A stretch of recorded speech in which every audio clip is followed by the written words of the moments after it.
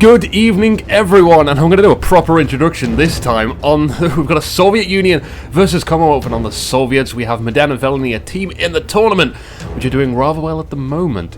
On the Commonwealth we have Butcher of Basra and Fussel, who are opponents in the tournament in the first round. Now apparently these guys are pretty good, but yeah, it's not been decided. They haven't been on Anuki TV yet, and that's the deciding factor.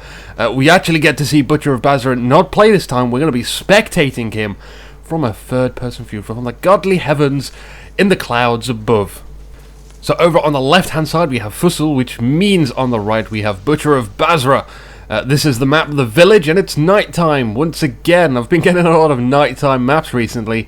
Not too much of a fan of nighttime in open field maps. It's great in maps like Town, where you've got all that awesome light coming from the actual town itself. But on this, it's kind of, I prefer it if it was day and I could see a little bit better. But anyway, explosions look a hell of a lot more awesome at nighttime. That much I can say. And already, look at this wonderful line that's being produced from Butcher and Fussel. It's just it's pretty damn awesome. There's no way the enemy are going to be getting through.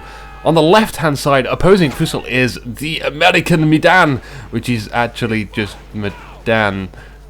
I don't think he's going to be too happy now, because that's his little smurfing haxer account. And now people know he's probably not going to. He's going to have to end up buying a new account. That's not good for him. So if you see him, just pretend that you didn't see this game and you don't know that anymore. Serves you right, Medan. You shouldn't be playing on your hack smurf account in this game. Anyway, he's set up position, set up sandbags covering that middle position, currently being captured by the Soviets by the looks of it. No infantry in that zone from Butcher or Fussel. Fussel seems to pretty much have most of the left cleared at the moment as Butcher takes on the left and right hand side.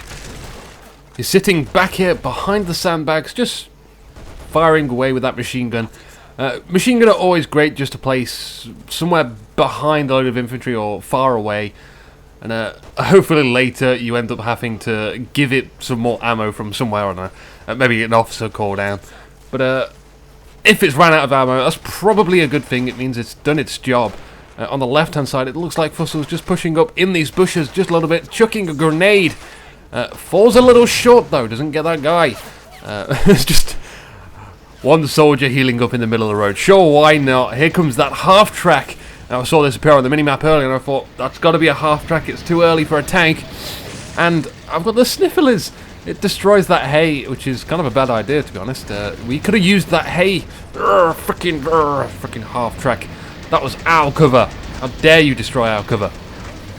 So anyway, that's no problem for the infantry on the road. We also have a light AT gun moving up on the right hand side. That'll definitely help against any infantry half-track stupid action shenanigans on that side. It could also help cover the center, which I think for the most part we can probably expect to see a light vehicle from the Soviets, a T-26 at least, appear randomly. And it seems like Felony snuck around on this right hand side.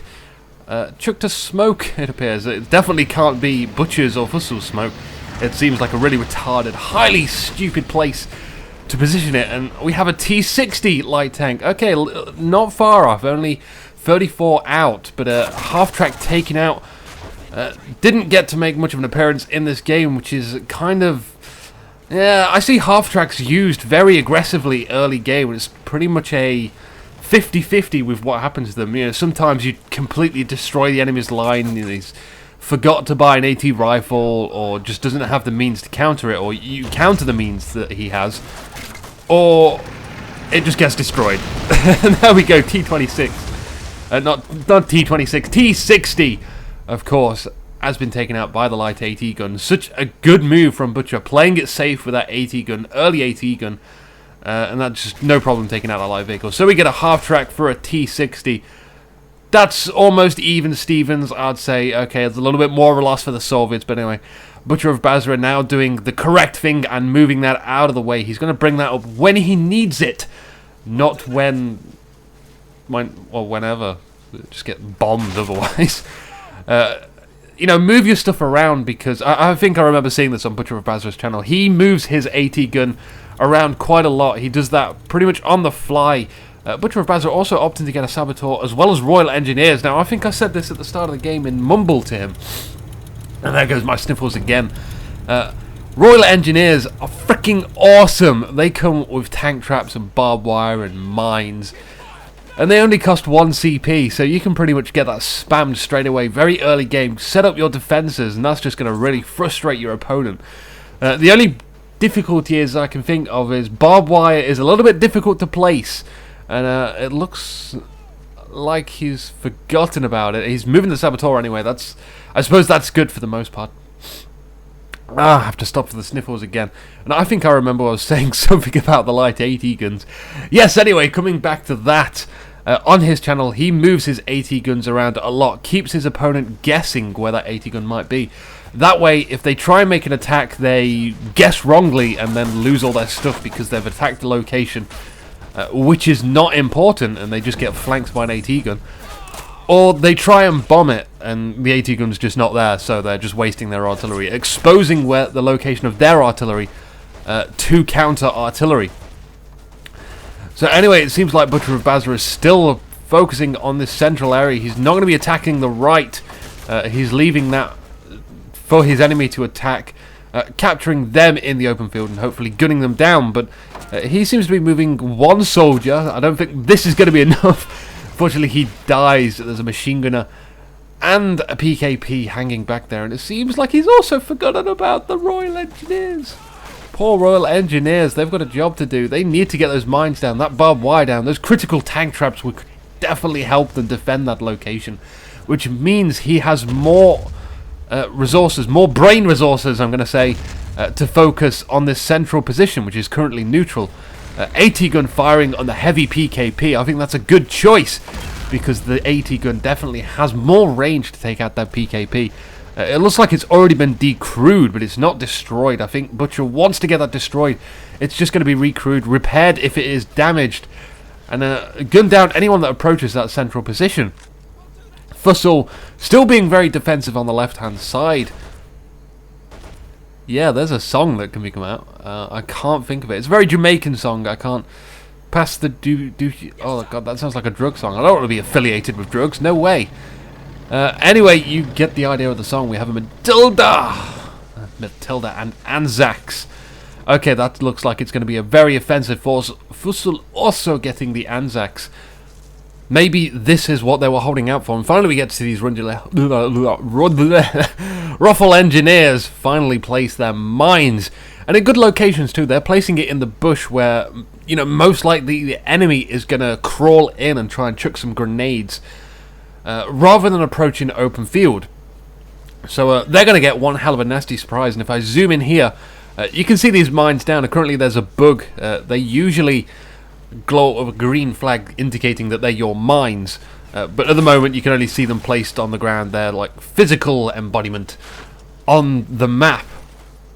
The opponent can't see them though. They can't see those dots, so they're just going to run into it. We have the Saboteur firing on the bunker line, which may seem to you a little bit unnecessary. It's like, why are you wasting an artillery strike on sandbags? Well, when there's machine guns sitting back there and they're holding you back, I think it's a pretty damn good choice. You're removing that defensive emplacement, that machine gunner, from being out in the open, well, not out in the open, being behind sandbags and gunning you down. Now he's exposed, you can shoot him down. So, not at all a waste, I'd say. The Soviets have almost captured the flag, and Fussel's Anzacs just, I suppose, laying in wait for the perfect opportunity to prowl like a tiger and get anything that gets in the way. It does seem like they're decapturing that central zone right now. That's a good thing. Always nice to decapture opponents' zones. It's now even Stevens. Mark II Matilda firing on that machine gun line, firing into the building, killing a guy right behind there. That's good. We got a couple of Anzacs up to no good. We're not going to do that again. No way. Not touching that with a giant frickin' awesome pole. Anyway, it seems like Feliny is also still moving up on this right-hand side. God damn, I can't wait for those freaking north, south, east, west positions on the map. That's going to be so good, man. Just talking left and right is horrible. But anyway, infantry on the right, it doesn't seem like they can really get around there. There's machine gunners behind that sandbag line. I'm not sure if the Mark II Matilda took care of that, though. It's still firing on it, though, which is good. It at least is suppressing them somewhat. There we go. They're still there, still firing. Mark II Matilda, fire on that sandbag line. Come on. No, don't fire at the fence. On the right-hand side, Guard's rifle, Guard's sniper. Oh my, right in the open field. This is really up front, really beating down on Butcher's infantry hiding behind these sandbags. Does Butcher know it, though? I'm not sure if he does. And there's that landmine in action. That guy just vaporizes. Straight up just disintegrated. There's a Guard sniper as well. Is that 2 Guard sniper, or did it move? I think that moved. He needs to look out. I don't think that Guard sniper is going to move too close and hit these mines, though. These Royal Engineers, they still have stuff on them. I would really like to see them just place barbed wire down or something, anything. Just make use of that. T-34 now from Feliny. That's definitely one matchup for the Mark II Matilda, as it slowly goes behind the building. Feliny not going to chance it, not going to move up and try and take it out. You know, it's done its job. It's repelled the enemy. It's moved it back, giving their infantry some breathing room. Breathing room I would very much like to have. Ooh. Take it nice and slow. As a flak approaches the middle of the field, all the right, somewhat. That's going to be devastating to the T-34. We're getting an ammo drop now. Definitely there's a machine gunner around there that survived. Usually don't see that called in for regular riflemen or SMGs. Usually just machine guns which have been firing way too long. So they're going to restock, they're going to be back in the fight and start firing straight down the road again, suppressing all that infantry. And there's that Guard sniper again. It's been counter-sniped, though. You can see that the sniper was exposed by the scopes of Butcher's sniper, and he's got a saboteur running up. Oh my god, no, this is really bad. He's lost his saboteur. Butcher of Bazar also moving his sniper up close. This isn't a close quarter sniper. He's going to lose his sniper. He's lost his sniper as well. That's a huge loss.